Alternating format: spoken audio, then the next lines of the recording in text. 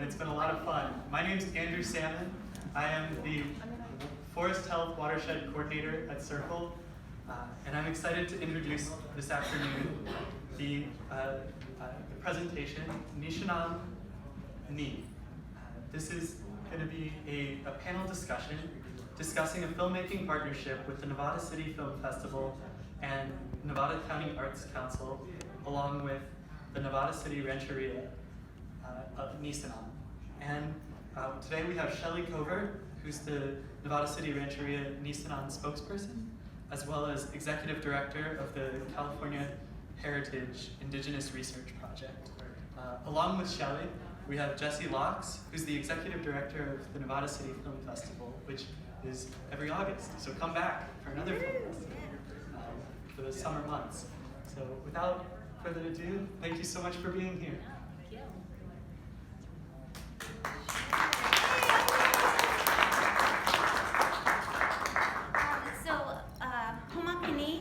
Homoyabemi, Nisenanim Wakamni, Homakani. That's my little tiny cousin over there speaking Nisenan, yes, indeed. Lidamlili Yapamni, Ustama Hedidi. And some of my family, I'll point them out right now, is in the back, my cousins, my auntie, my uncle. So thanks so much. Oh, do I need a mic? Thanks. Whoop, I almost tripped you. So thanks so much. Boy, I sang too hard last night. Sound all froggy. This project is really exciting, and I'm really happy to have a moment to talk about it, especially with Jesse and Eliza here. I made this first slide. So Nisenanim is I'm Nisenan in the Nisenan language, which I grew up believing was an extinct language, which was really strange because my grandma was singing and telling stories and speaking words still until she passed away just 4 years ago. So that was interesting growing up. Also, I saw that the people that were here at the time of the gold rush, this tribe was extinct as well. So that was, I assume, my cousin Saxon back there.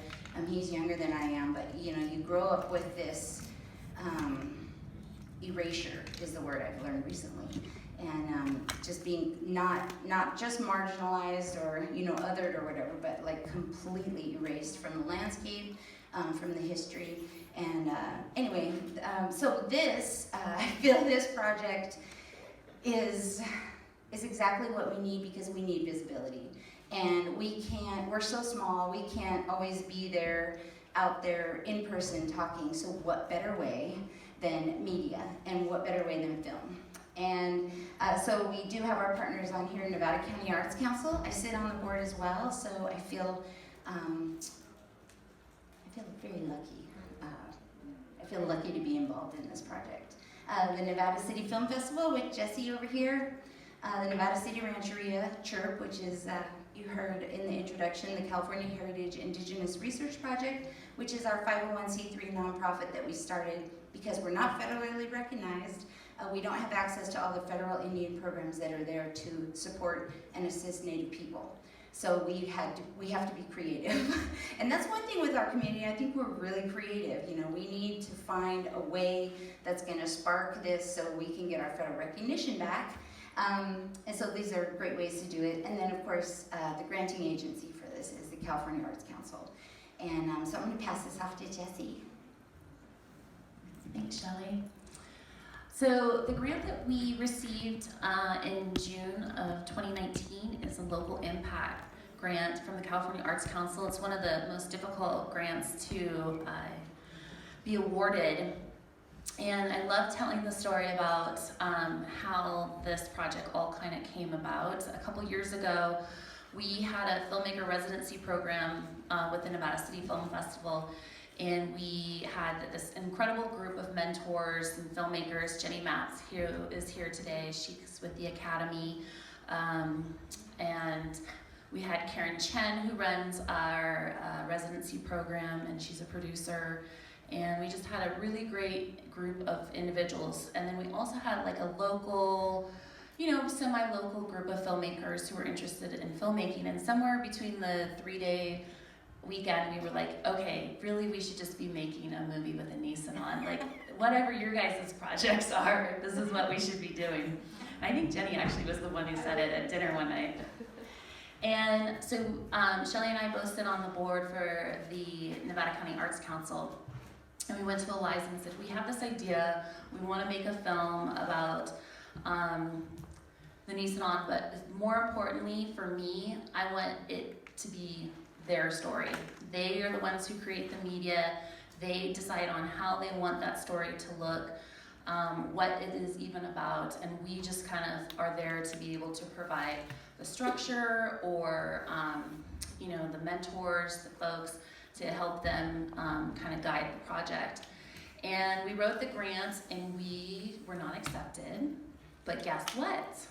We, the next year, kind of, we tweaked it a little bit, and Shelly's gonna talk about how we changed that, and we were accepted. And so it's an $18,000 grant that we receive, and then it's matched by the Nevada City Film Festival for another $18,000.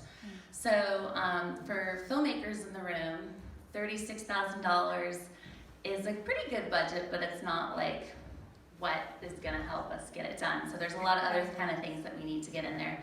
So we're working on my end, it's really like camera packages and all the things that we want Shelly and the Nisenan to leave with after they make this short film. So it's just not a film for a story that you guys get to share, but it's also giving you the tools to do whatever you want to do with that later. And I think that that's really, really important, at least for the Nevada City Film Festival, is we wanted to be able to, you guys to finish this and walk away and have a camera package, a lighting package, sound equipment that you guys can do whatever you want to, if you want to do your oral history projects or rock videos. Yes, we talked about making music videos too. But I think that at the heart of this is really this incredible story. I grew up here in Nevada City, and until probably, I would say 5 or 6 years ago, I was completely and totally unaware of the Nisenan, which I feel is absolutely tragic. Like, how did that not get brought up in any of my schooling, and nothing I ever read? My parents, I don't even think they were really aware of anything like that. And I just think that that's absolutely tragic. And I love what the concept of this video is going to be. So I'll let you take it over, Shelly. I love our local Bob Crabb did this quite some time ago. It's nice to see the locals educating themselves on Nisenan history. You can see in the newspaper it says, local tribe seeks recognition. Yes, why I can remember when they were called Dotsons, because we get called Nisan a lot. And maybe, I don't know if you guys know, Dotson, I guess it took them 8-10 years of hardcore marketing to drop the Dotson and become Nisan. So I love this cartoon, but it really, it speaks to what Jesse just said. And that's erasure again. I keep coming back to this word, complete erasure. Then a lot of times we're labeled different things. We've been called Maidu for a very long time. And that's actually 4 tribes grouped under the label of Maidu, which is really just the parent language. It's a linguistic term that they, I guess, archaeologists and academics like to, how's the term go? Link together culturally similar groups. And thusly, you lose all the unique identity that those groups have from one another. Completely different languages, different head people, different holy people, different family hierarchies, and a different geography. So, so the exciting thing with the film for me is, first is getting more of the tribe involved. And I don't know how many of you are local or have seen that, we've been doing quite a push for visibility. And I felt like we have to create first the road of where we're going, and then a climate of safeness for the rest of the family to come out and participate. And until, I really feel that until we get cameras in the hands of family members, usually if somebody outside the family walks in, people change. They start acting like they're supposed to act, and I know it's awful, but I can't wait. I want a camera in the room where they can just keep acting the way that our family acts without interruption, because it's going away so fast with every elder that we lose, and it's really terrifying for me. The culture is critically endangered. If we're not, you heard baby back there saying homakini. I mean, this is the first time that's happened for the children to be speaking the language. And I just assume that people know some of these stories, that the reasons for the culture being so critically endangered is because there was almost a full genocide here of the people. And then the assimilation that took place during the boarding school era, where my grandfather and all his siblings were taken away to Indian boarding school and taught not to speak the language, and not just, don't talk that around the teachers. I mean, they were pretty good. I've heard the stories where they would sing and do their little games in the bathroom and stuff when the head person wasn't around or whatever. But they weren't safe. And then there was this shame, like, ew, don't talk that. That's, isn't that cute that you think the earth is your mother? And, you came from our sacred mountain, Nisenanim. We come from that mountain. That's where we go and we die, which is the Sutter Buttes.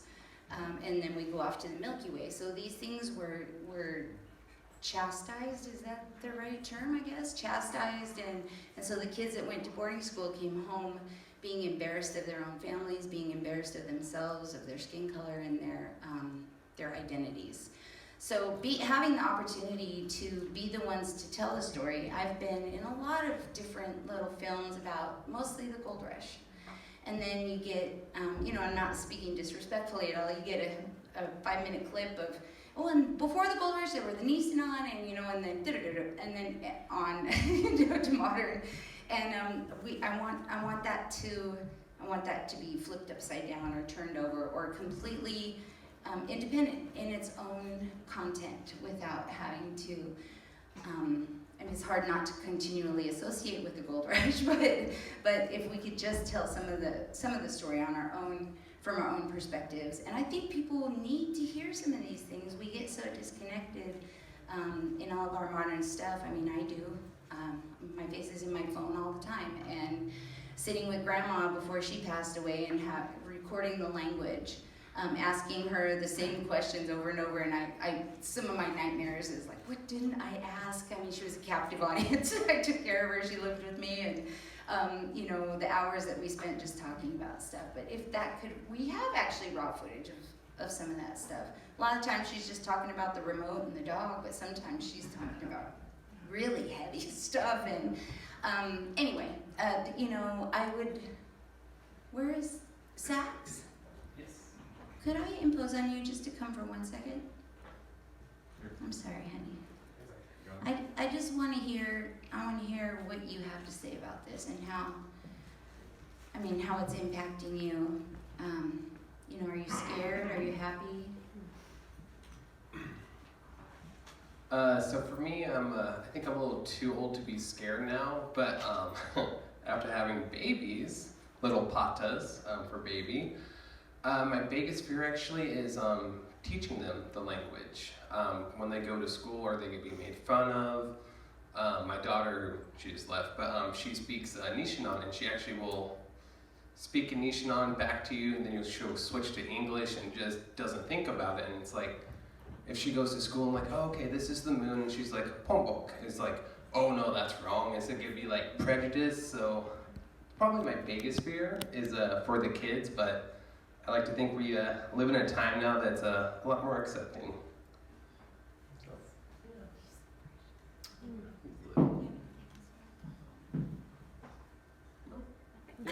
A lot, maybe.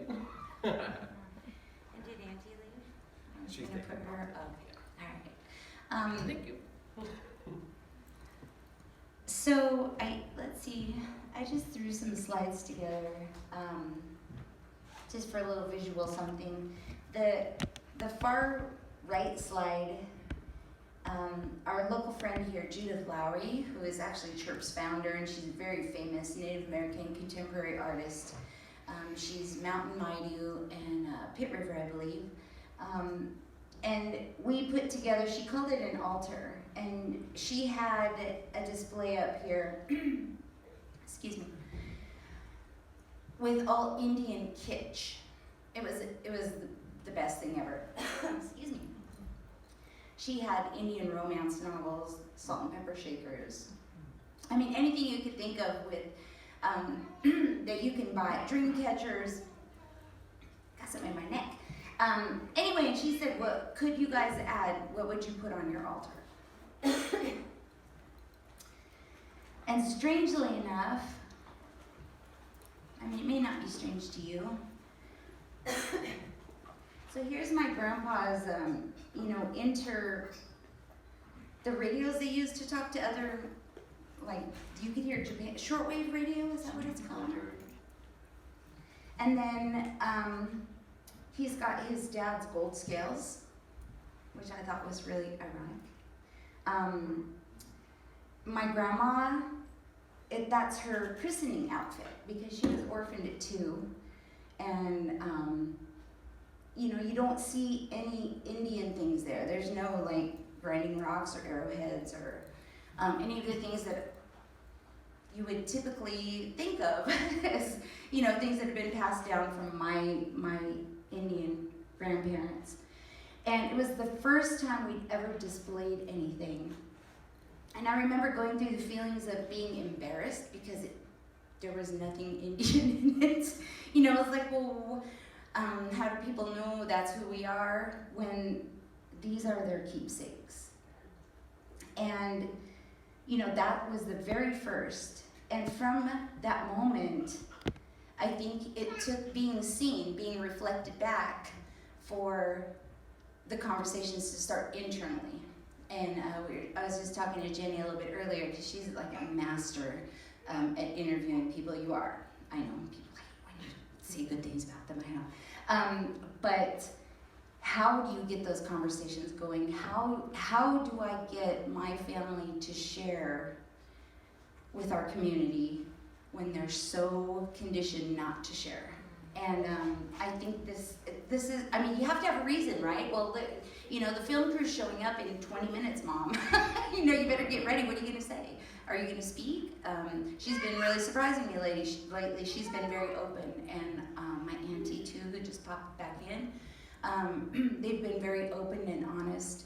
And I think they feel a lot like I do sometimes, is that we don't look the way Indians should look.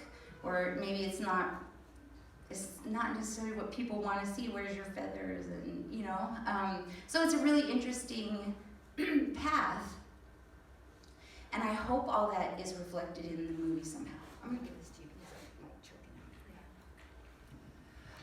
choking out. So when we first got the grant, I kind of went through this process of, well, for someone who's never made a movie, what could we do? Like, how could we set up, like, basically like a 101 filmmaking class? And we called on like 6 Native American filmmakers from around the country. And so we had Black Horse Lowe, who's with the Navajo Nation, come and work with the tribe, and just kind of give an intimate look at like how he approaches filmmaking and how does that, because he captures his tribe's story in such a different way, and I think that's really exciting too, because when we first started working on the project, I told Shelly, I was like, it doesn't have to be like a Ken Burns documentary. You don't need to have talking heads. It could be, like we said, we threw out like rock videos. And it could be animation, it could be anything you really want it to be. It's entirely up to you. And, we have this great lineup of folks that are going to continue to work with them in different areas of filmmaking. We have Heather Ray, who's going to come from Sundance. And we have Jeffrey Kay, who's from the Kiowa in Oklahoma. And I just think that that was really important for the film festival and for myself in this whole process, was to make sure that you guys got to connect with other Native filmmakers. And that first afternoon with Black Horse, I just, I quietly sat in the back, and it was just so beautiful to listen to your family, and you could just hear it in their voices how the excitement kept building over the day, and then to return the next day and kind of discern down to what it is that you really wanted to tell in the short film. Yeah, it was an amazing experience with Black Horse. Is it okay? I don't want to give away like the whole film. I mean, It's all right. I want to. We actually, because there were so many ideas, so many voices, so many people, so many moments, that, I mean, just like, how do you script all of these things? And I know that we don't have to tell the entire story in this one moment. Was another great piece of information. This isn't the only time it's going to happen. We're preparing ourselves for more to build upon this experience. And but we did come out, I think the final vision that we're going to kind of work through anyway, and we still need to get everybody's input, but is starting it in the future. 2024, 2026. Maybe somebody reading the newspaper. The Nisenan tribe are breaking ground on their cultural heritage center, and then moving back in time, maybe 2020 or 2022. Nisenan tribe finally gets restored their federal recognition, and moving back and then capturing, maybe, I don't know, a narrative or how we're going to do this, but capturing how did we get here, and then the flashbacks of there's this story that is, I just see it, I can see snapshots, like I would love to see it on a big screen. When the Indian agents came to take my grandma Carmel away, she was hiding under Auntie's skirt. Auntie said, get under there and be really quiet and hold still. And so there's this moment, and Black Horse was saying, you could have Auntie, we wouldn't even have to show her face really, but just grandma under her skirts and her legs sitting there. Maybe we're gonna have little actresses back there or something. And then the pounding on the door. Like that moment is, for me, it's just terrifying and heavy. It's like, and grandma had 6 daughters, and how did my mom in that situation raise me to where I can be sitting here today, and how can, Saxon and my other cousins are actually functioning adults is really incredible. And so how do we get all this on the screen and tell this story? And Black Horse was also talking about how you can just have a radio in the side, you're looking at some stuff and the radio is telling the story while other things are happening. Or just this rich, just thousands of ideas started pouring out of my aunties and my cousins. And I too was stoked. Because I'm also afraid like they're gonna be like, no thanks. And doing all this work, and I mean, my main goal is to get it to a point where they can engage and not have to face any of I know that's a perfect world vision, but I don't want them to have to face some of the questions that I've faced over the last 10 years. I want to pave the way for them to be involved in a really good way. And it's really exciting. And we still have to decide, is it going to be a feature? The window's kind of wide open for whatever we want it to be. This is actually my daughter in her dress from a 4th of July that we did.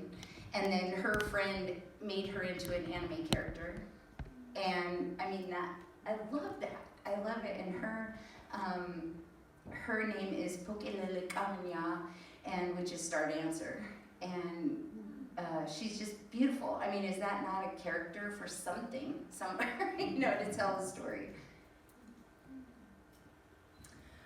I think you guys can tell in this whole process that art has the power to really help not only heal, but tell stories that are difficult, open up conversations. And I think one of the hardest things for me in this process has been to, usually with film crews and making movies, it's very structured and it's very linear. We get the story, we have our shoots are certain, we've got 4 days to shoot, here this is what we've got to do. And it's been so much fun to work with the Nisenan because We don't have that. they don't work like that. It's kind of like, it's very, circular, but the most beautiful things arrive in the most simplest moments. And it's not only made me a different person, but also as a professional and working with other individuals. And to give space like that is really, really important. I think that's a big learning experience in general, that we're so fast to make transactional kind of moments with humans and just get it done and get what I need out of you so I can get on to the next person. And this has been a whole new experience. Not that I'm like that, but I think just in general, we get really hyper-focused on the things that we need to get done in life, and we kind of forget that it's really about that time of sharing with each other and listening. And I've become such a good listener because I just sit in the back and let it all happen. Or not, that's not appropriate, but I just sit in the back and just watch it all unfold. It's just been such a cool process to watch that. So maybe you could talk about how you feel what we're going to do afterwards with it. So when we finish the film, you've got some really big plans that you'd like to see this. So one of the things that Black Horse had asked in the ocean of ideas and, structural ideas as well as content ideas was how do you want the film to serve you? You can do like a film that's a call to action, that's a social piece. And so we were like, well, the moment we're in, how could we not do that? We have to. So, and then mixing with that, just the fun and those moments those cinematic moments. I mean, I know we don't have hundreds of thousands of dollars to do real cinematic moments and recreations of stuff. We were telling him about the one where there was this huge fire and my grandma was a young girl and she was taking care of Auntie and Grandma, these two old Indian ladies, and this big fire came and she wet the blankets and put them both in the creek. And then she went on to haul water because they had an old Model A or Model T or something, and she was like 12, she was driving it all around, and she was hauling water for them. She said when she went by, there was barbed wire, and the animals were all getting hung up in the barbed wire. And she had wire cutters in the car, and so she got out, and she was so scared that she was going to get trampled because they were all terrified and fleeing from the fire. And she said they just went around me like water. Like they knew, and like I can see that somewhere someday. But Black Horse is like, well, we're proud to recreate something like that with actors and find the landscape. How do you get the animals to do that? Set the place on fire. But we really want the film we want it to speak for us. We want it to serve us. I love that. I love that idea, and we need that. I mean, everything that we're doing right now is about visibility, and it's really incredible. I guess I'm kind of hard on myself, but I'm like, wow, we're really, in the last 10 years, Judith Lowry really started. She always called herself the wedge. She's like, I'm going to cut the way through, and then you guys can fly in behind me, and which is what was needed, because we were absolutely not doing that.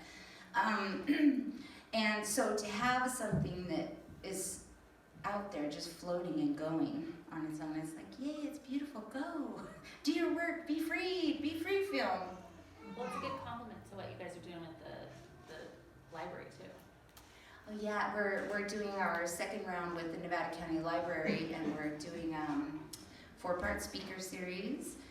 We did a static.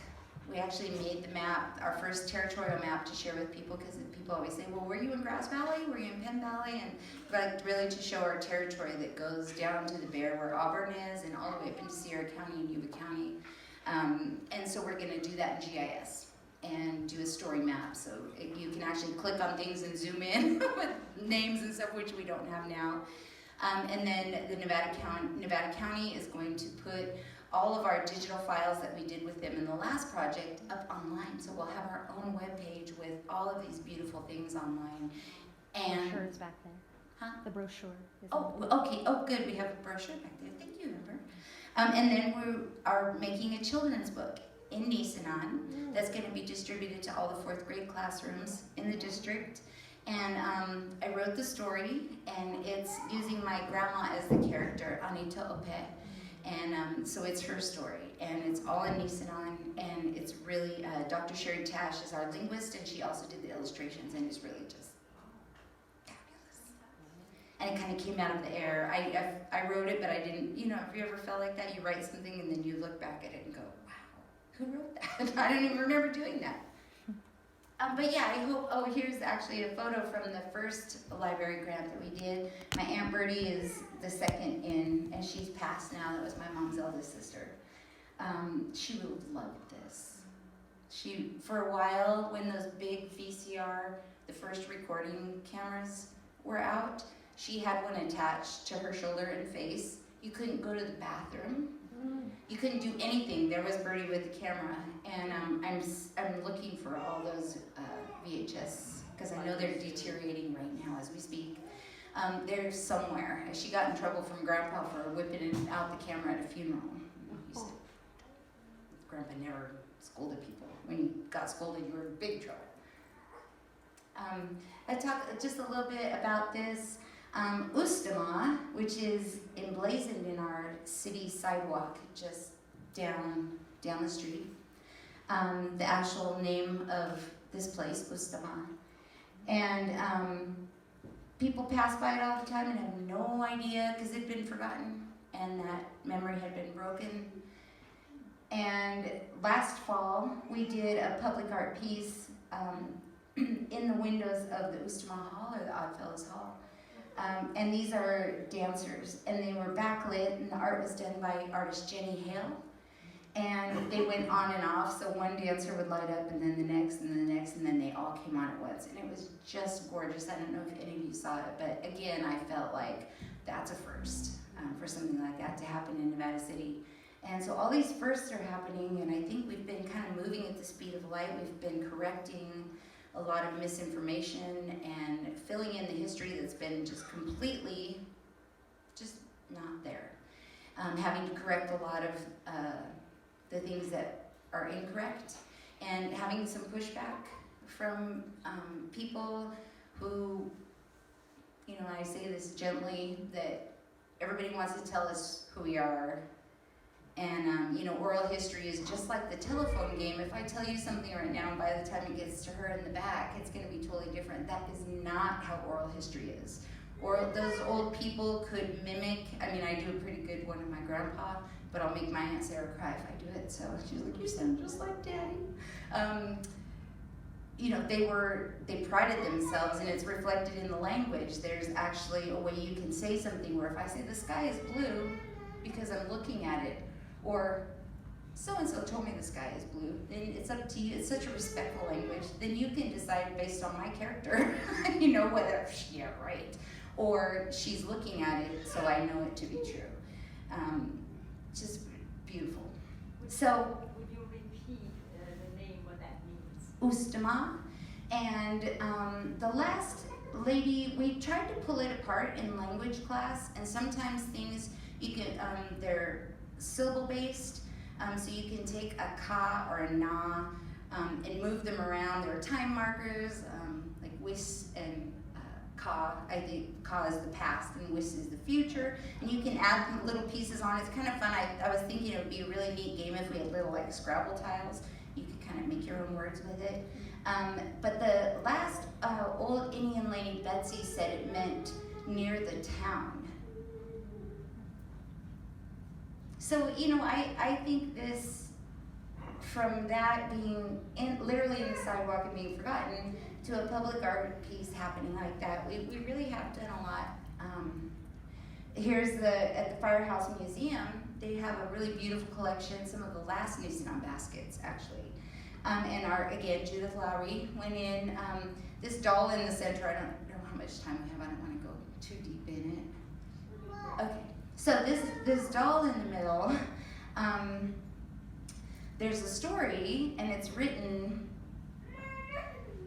in a lot of histories about the Holt brothers lumber mill. It was the first lumber mill in Grass Valley, And the Holt brothers had this big Indian fight, and it sounds very much like Custer's Last Stand, like the two brothers, one is killed and the other one, crawls and makes his way and slays a bunch of Indians on his way up the hill and somehow gets away. And then he carved this doll, and it actually had a scalp on it from one of the people in the battle that had died. And at the time, the Nisenan people here locally were under a treaty of peace with the government and the other local people, because there had been so much just flat out murder and killing and horrible stuff happening to the people. They'd had enough, and they tried to stand up and do something about it. So we were under a treaty of peace, and this happened. And so, but the story in our family, they were like, oh, I don't know why they broke the treaty of peace.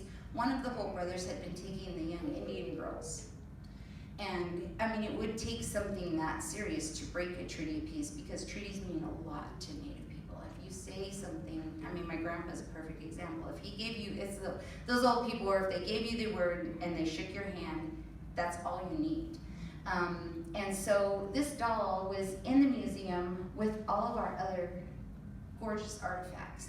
And I would see it and I didn't like it, but so what am I going to do about it? Because I was young and I used to go in the museum all the time because my grandma said, there's this drum in there, and I needed to go spend time with it. So I started going in the museum. Anyway, Judith got in there. She got the key one day after some finagling on her part, and she redid that case. And we removed the doll from the collection. The doll in and of itself, with the right interpretive materials around it, is incredibly important. But it doesn't belong next to the baskets. And it took us a decade to be able to say that out loud, because we don't want to get in trouble, I guess. So, there's always this fear. It's like, well, Mom used to ask me, who was in the room when you said all those things, waiting for the backlash to come of some kind. But I think, here's some of the photos again down at the museum, and they've been very open. The Historical Society has been open, and they've also been open to our reinterpretation of some of these stories, which I'm very happy about. That Nisenan garden sign up there, and a bench was made by my cousin Saxon back here when we, on the Deer Creek Tribute Trail, there's a Nisenan tribute site out there, and we have a little Nisenan plant garden. And this was like the best day of my life. Because this is my mom, my Aunt Bertie, my Aunt Sarah, my cousin Karen, my cousin Jenny, my Aunt Lorena, and then my cousin Debbie's down on the end. But they don't come out and do these kind of things because my mom says they won't play Indian for anybody. And I never really understood what that meant. I was like, but we need to show up. And she's like, I'm not just gonna go, So anyway, it's the first time in life I ever went around my mom, and I went directly to my Aunt Bertie and I said, can you please tell Mom to do this? And so Aunt Bertie, really got on her case, and so Mom, of course, said yes, because you always listen to your elders in our family. And she said, well, I'm not wearing a skirt. I said, no, you don't have to wear a skirt, Mom, you can wear your pants, and I'm not wearing any feathers, bitterly. And I'm like, you don't have to wear feathers, Mom. And I'm always giving her a hard time. But there's so much wrapped up in just that I don't even, it's so deep. But anyway, they came out. This was the bridge opening. This is the suspension bridge down in Deer Creek, the Uncle the Seu bridge. And they danced a simple sweet basket dance, and I sang, and it was beautiful. And it was the first time they'd ever done anything like that in public. And Erin Miller, the photographer, she got the most incredible pictures, so they're forever emblazoned. And then I found out that my Aunt Bertie was terrified of heights. And that, I don't know if any of you guys have been on that bridge, but man, it swings, and they were dancing. So good.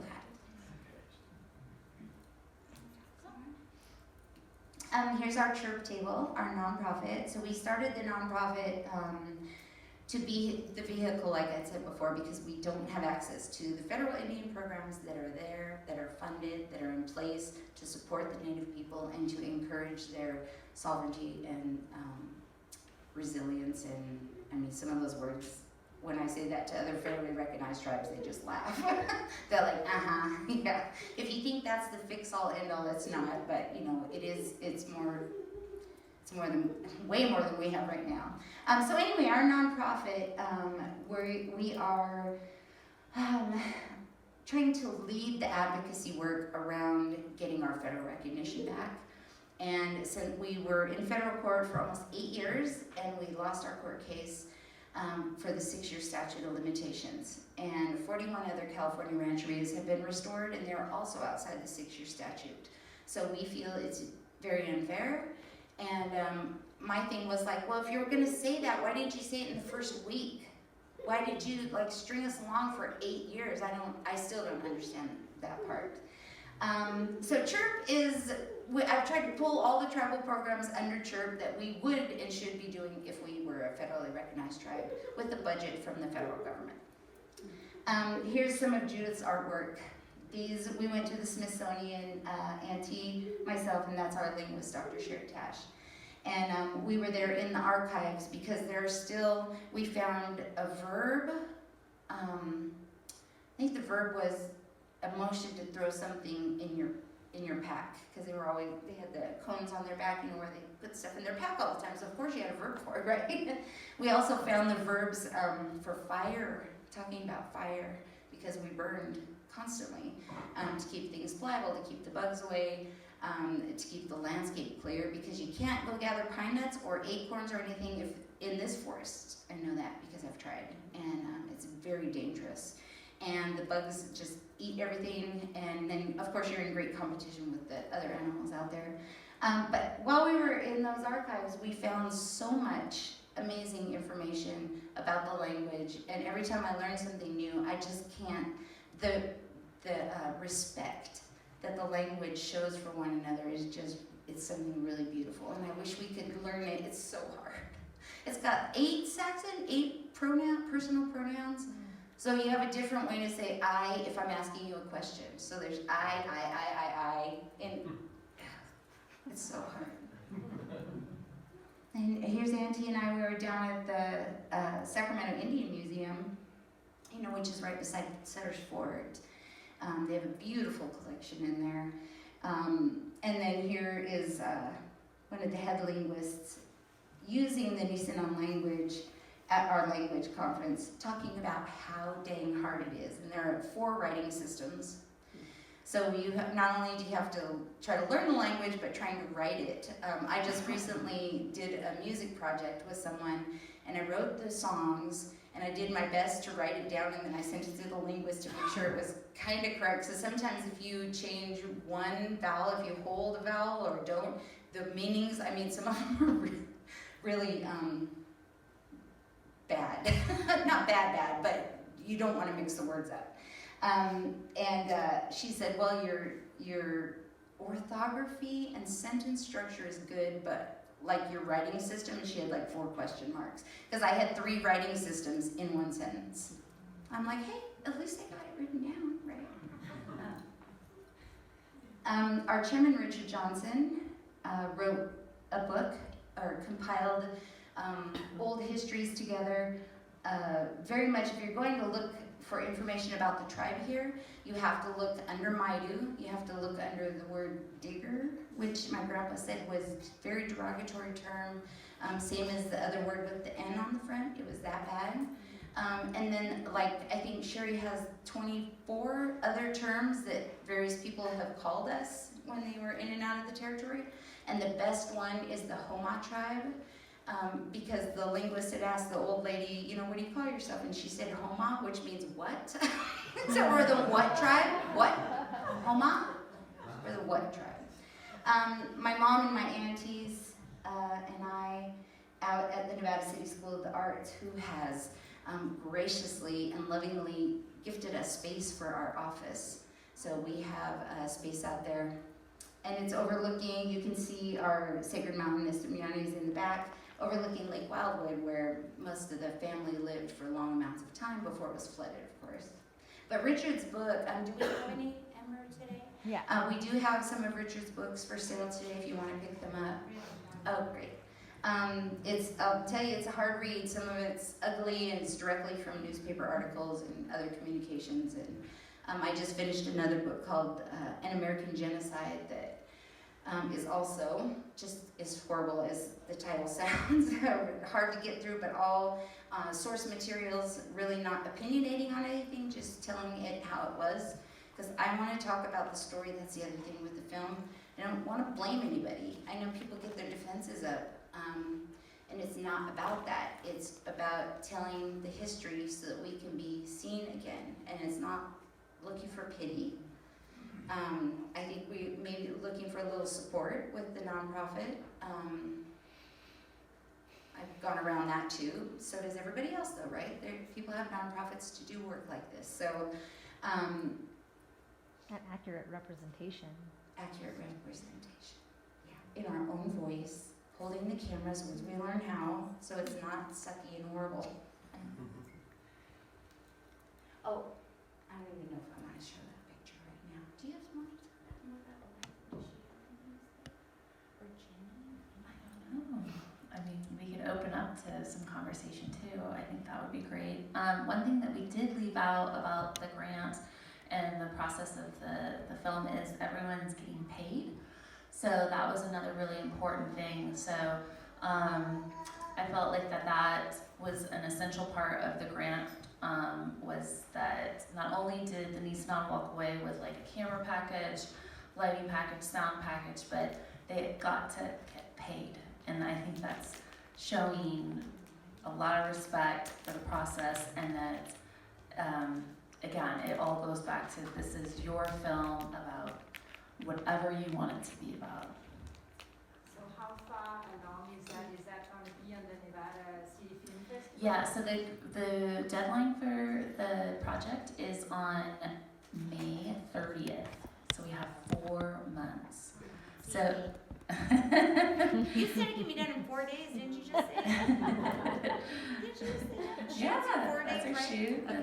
But so we will be shooting the film end of March and early April, and then we turn it over to the editor.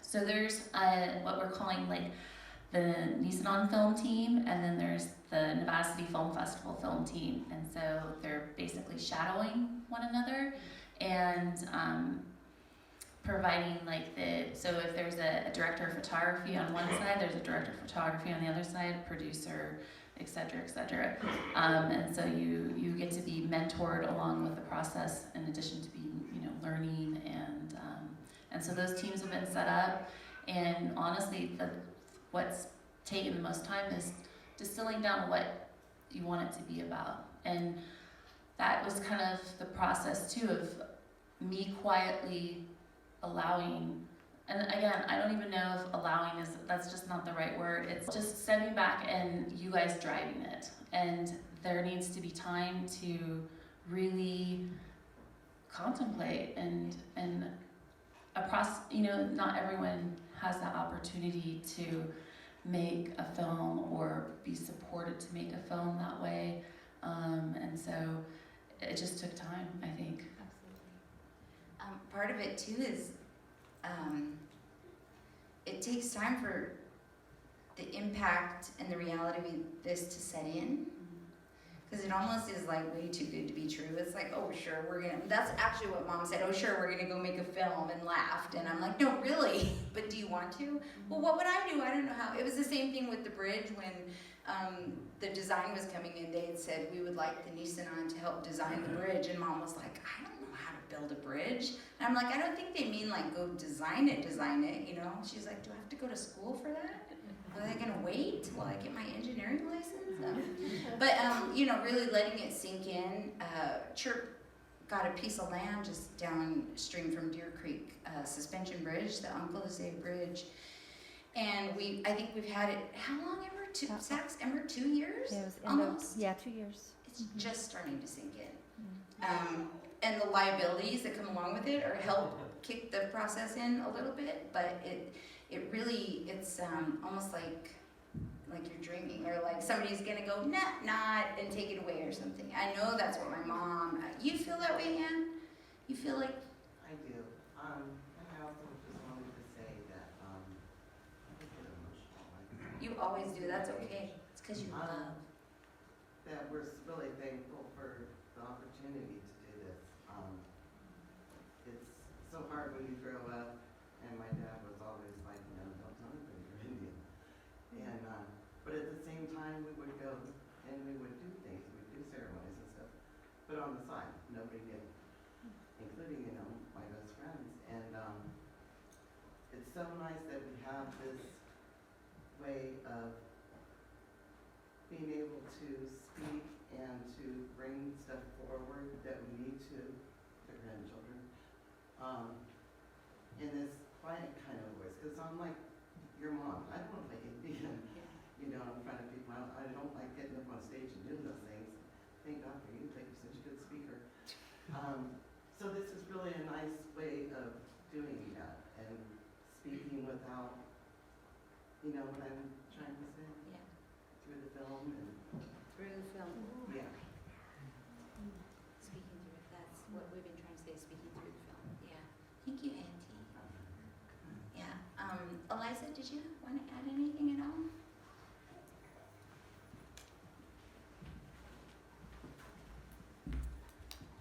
Hi, Oh, I'm hello.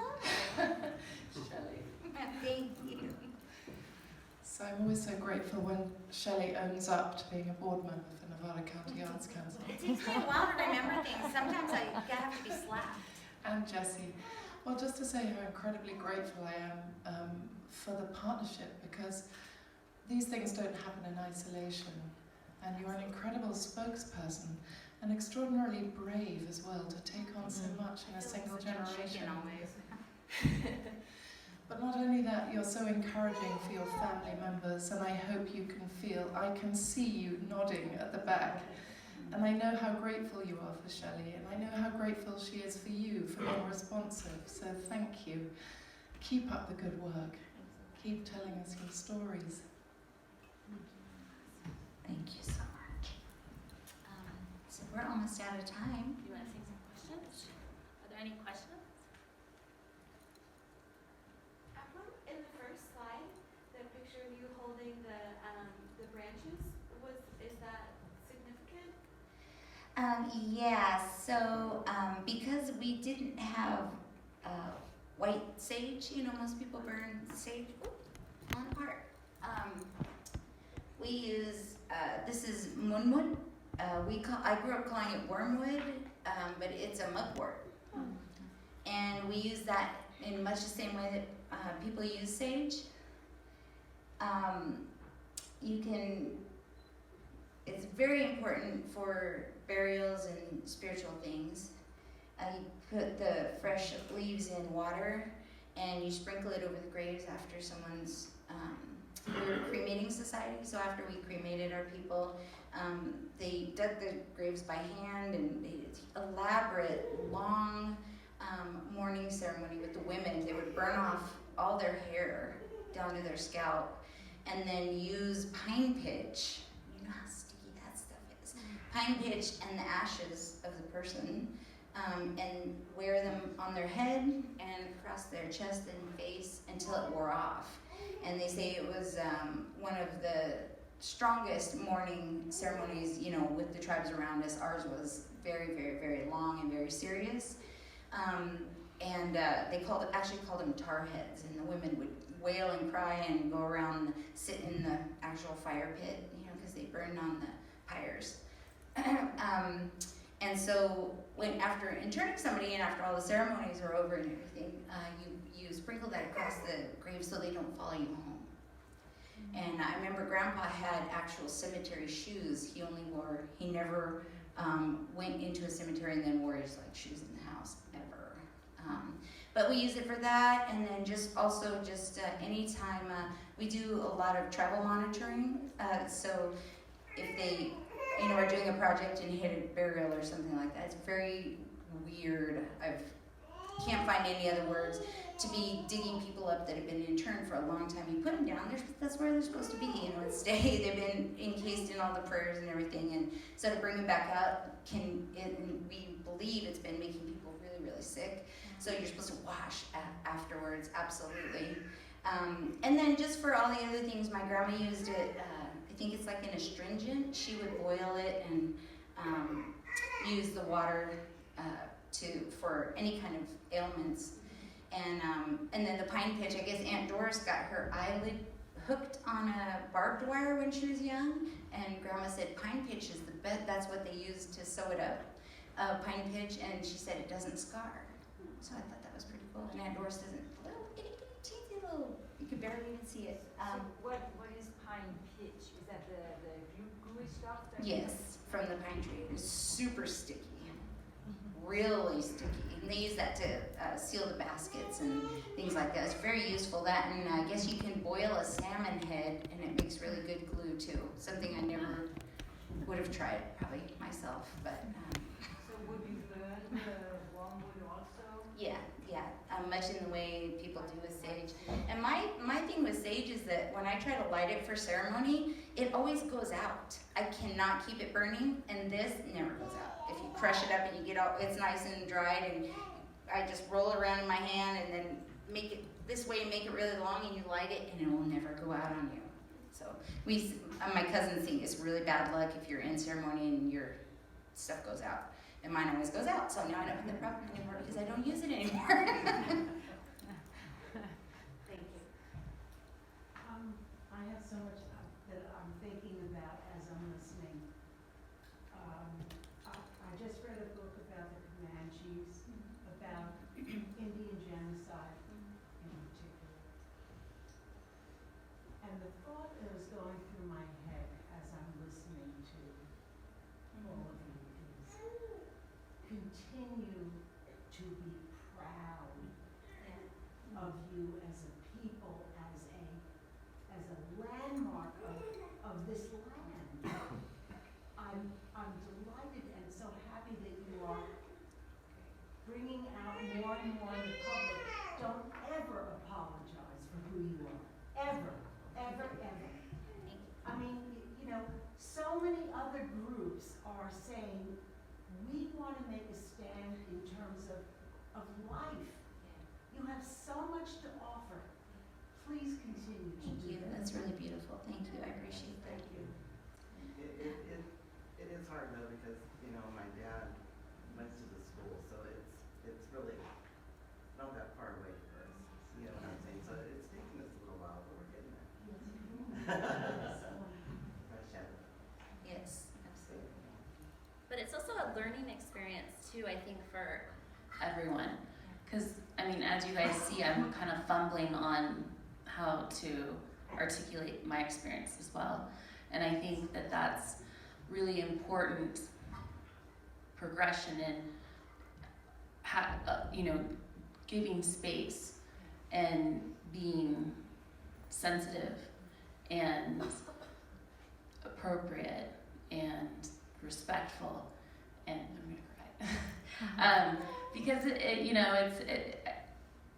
this is a big journey for everyone in life, and we're also in this place in the world right now where we're just figuring it out together, and it's overall this whole process has been really amazing to witness. So thank you.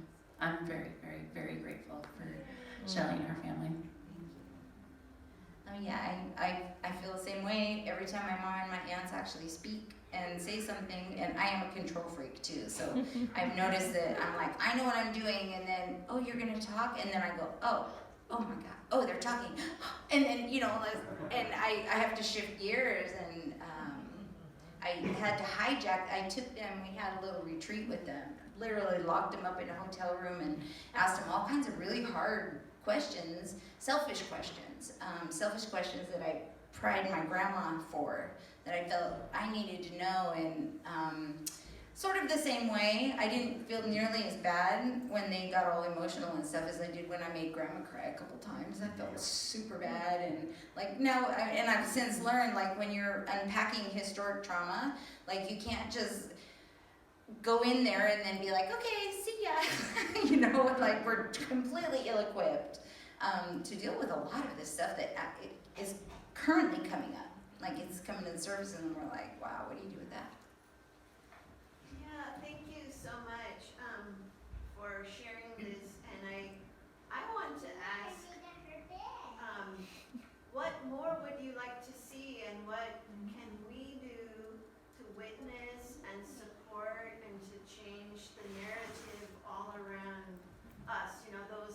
us who are immigrants, Yeah.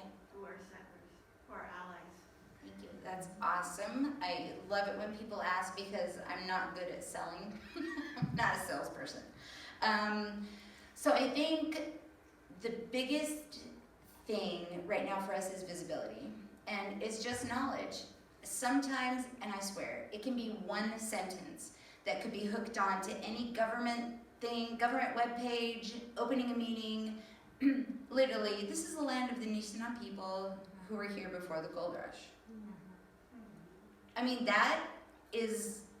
what's wrong with that? Nobody has to get defensive. Nobody's blaming anybody. We're just stating a fact. I mean, of course, we could get into the details of things, but that,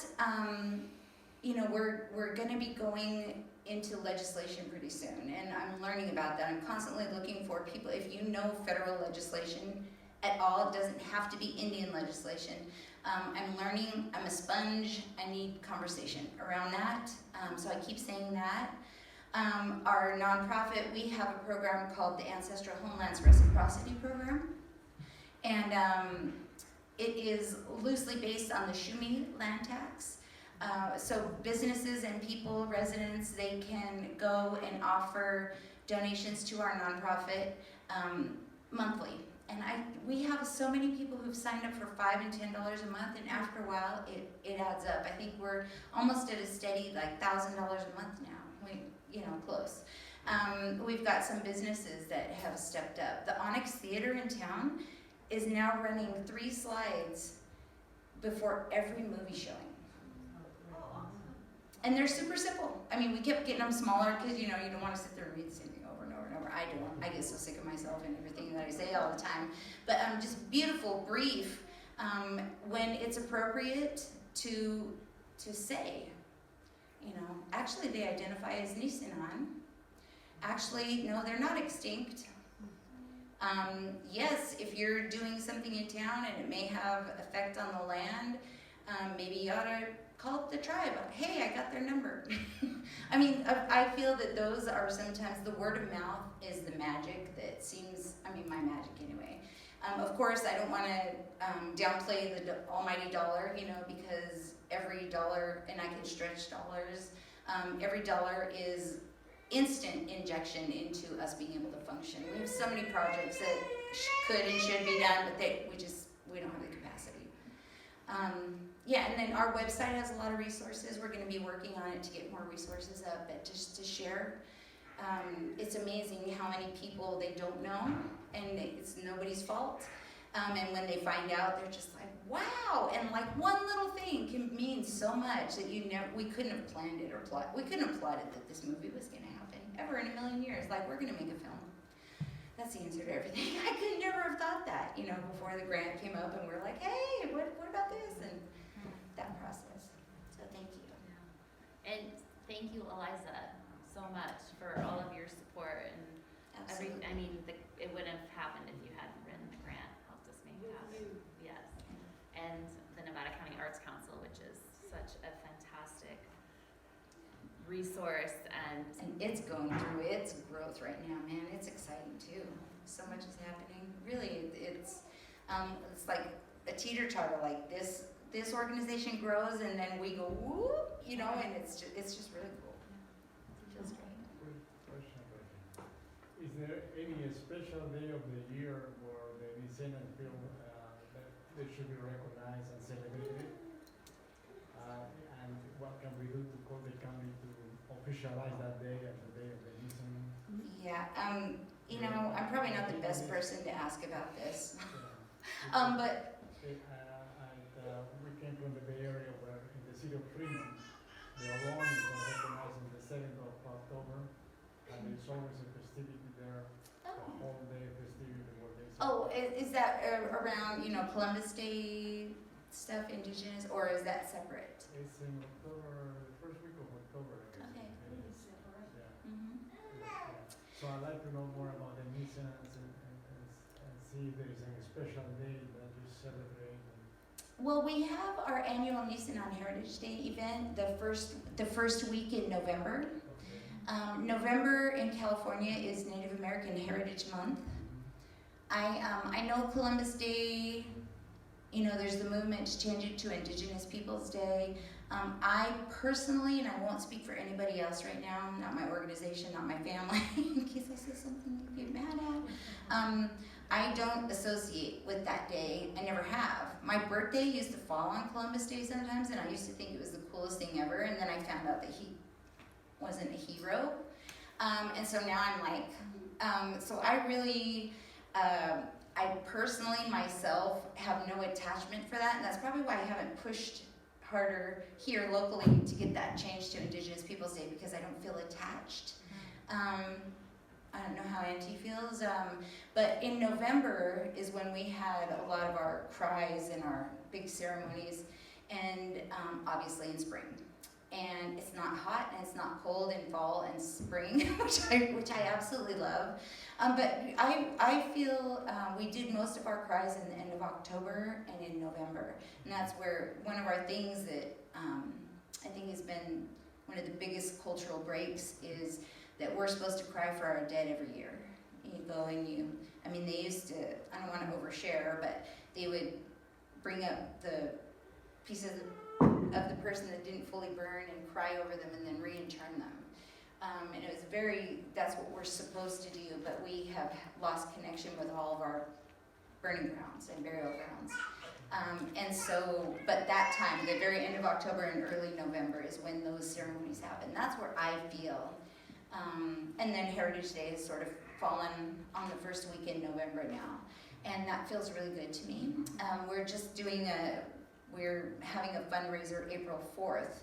We've been wanting to, somebody from the newspaper once said, you guys have this big event in November and then we lose you in the year. Where'd you go? And then you pop back up. And so we're gonna try to do this April thing as well that feels really good. I mean, spring, of course, was a huge time for people because, you know, they're coming out and they used to eat the clover. It was their favorite thing. As soon as the green clover came up, they would come out and we had a lot of clover dances and stuff like that. And so, yeah, and I don't know if they have a different opinion on that.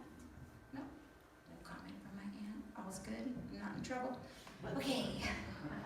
I guess if you have a school on that day, that helps. Right. All right. Thank you. Thank you so much. Well, thank you all so much. Check out our table in the back if you would, please. And you can go online to nisenan.org and learn more. Our contact information is there if you want to get in touch.